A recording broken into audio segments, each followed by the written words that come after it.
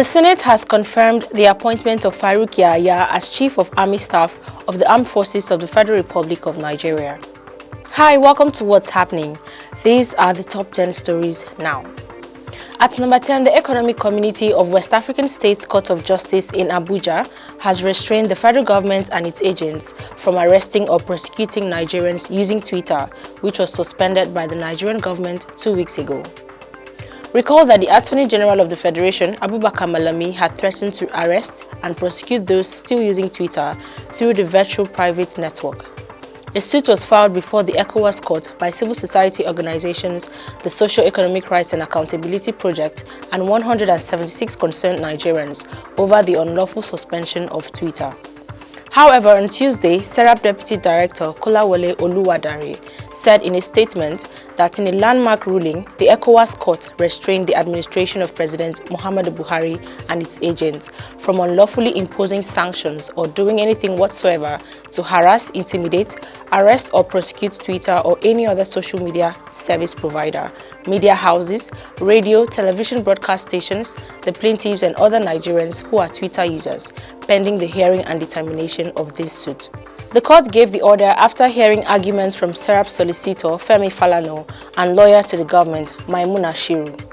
At number 9, a High Court of the Federal Capital Territory sitting in Apo has sentenced a former member of the House of Representatives, Farouk Lawan, to 7 years in prison. Lawan, who was the chairman of the House of Representatives Ad Hoc Committee on Petroleum Subsidy during former President Goodluck Jonathan's administration, was jailed on Tuesday after being found guilty of soliciting bribe from billionaire businessman Femi Otedola during the probe of fuel subsidy in 2012. The court also ordered for restitution of the collected sum of $500,000. While delivering the judgment, Justice Angela Ataluka stated that the prosecution had proven its case beyond reasonable doubt. At number 8, the EndSARS protester who recently gave birth to a baby in prison, Kemishola Ogunniyi, has been granted 10 million naira bail. Roots TV Nigeria had reported how Ogunniyi was arrested in October 2020 by soldiers in Akure, Ondo State during the EndSARS protest and had since been in police custody. The new mother, who was 2 months pregnant at the time of her arrest, gave birth to a baby boy last Wednesday, June 16, 2021. Ruling today, an Ondo High Court granted her a 10 million naira bail and a surety in like sum. The judge, Justice Omolara Adejumo, however, ordered the prison authorities to allow her go home for her child's naming. Adejumo held that the suspect can return to prison to fulfill her bail condition after the naming ceremony, which will hold tomorrow, Wednesday. At number 7, President Muhammadu Buhari has written the Senate seeking the consideration and approval of the 895 billion naira supplementary budget. Buhari's letter of request was read by the Senate President Ahmed Lawan during plenary on Tuesday. The 895 billion naira was earlier approved by the Federal Executive Council. A significant part of the fund has been earmarked for procurement of military hardware to fight the war against insurgency and banditry. The federal government is also expected to use part of the fund to acquire COVID-19 vaccines and other health-related needs. At number 6, the Joint Admissions and Matriculation Board have delisted 6 additional computer-based centers over poor performance on the second day of the 2021 Unified Tertiary Matriculation Examination. This was disclosed by JAMB's Head of Protocol and Public Affairs, Fabian Benjamin, in a statement made available to journalists in Abuja on Tuesday. Recall that on Saturday, the board delisted 25 computer-based centers across the country over poor performance at the commencement of the 2021 UTME examinations on Saturday. At number 5, President Muhammadu Buhari has approved the setup of a federal government team to engage with Twitter and its founder over the recent suspension of the operations of the microblogging and social networking service in Nigeria. The President's approval was announced in a statement on Tuesday by the Minister of Information and Culture, Lai Mohammed, who is to chair the team.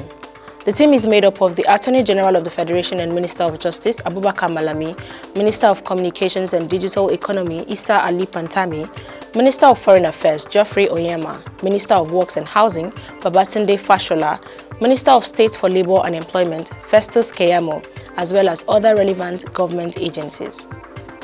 At number 4, activities at the Senate wing of the National Assembly complex were disrupted following the heavy leaking of roofs due to the Tuesday morning rain in Abuja. The Senate plenary was halted as senators who were already at the chamber were forced to come outside. It was gathered that National Assembly staff had to block the water with buckets and dustpans as the entire environment was flooded. It was also learned that lawmakers who came later while the place was filled with water had to go through the House of Representatives wing.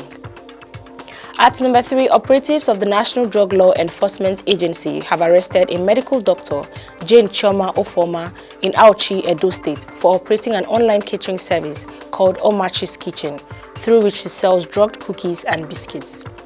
Narcotic officers of the Edo State Command of the agency stormed her operational base in Auchi on Saturday, June 19, 2021, following intelligence and surveillance, where she was arrested and at least 94 pieces of cookies produced with cannabis sativa were recovered. During interrogation, she confessed to baking the cookies with skunk. The NDLEA Director of Media and Advocacy, Femi Babafemi, disclosed this in a statement released to journalists on Tuesday. Meanwhile, NDLEA operatives in Kwara State have arrested a 52-year-old former soldier, Ibrahim Musa, with different kilograms of illicit drugs. Musa was arrested on Thursday, June 17, 2021 at Oke-Odo, Tanka area of Ilorin Metropolis, when he arrived from Lagos to supply his customers. He said he decided to go into the illicit drug business to enable him take care of his 2 wives and 3 children. At number 2, another tanker exploded at Ogere on the Lagos-Ibadan Expressway on Tuesday. The Federal Road Safety Corps said a number of vehicles were destroyed in the explosion.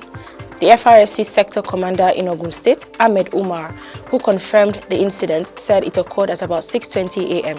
Umar said the explosion occurred in front of Romona Trailer Park at Ogere. This is coming barely a week after an LPG tanker exploded on Mobolaji Anthony Way in the Maryland area of Lagos State. As of the time this report was filed, FRSC said the number of vehicles involved could not be ascertained yet. Finally, at number 1, the Senate has confirmed the appointment of Farouk Yahaya as Chief of Army Staff of the Armed Forces of the Federal Republic of Nigeria. The Red Chamber took the decision on Tuesday during plenary, following the consideration of the report of its Joint Committee on Defense and Army, led by Senators Ali Uwamako and Ali Ndume. Recall that last week, Buhari had written to the Senate seeking the confirmation of Yahaya as Chief of Army Staff. The letter was read by the Senate President, Ahmed Lawan. Always remember to wear your mask, wash your hands and stay safe. That's all for today. See you next time on What's Happening.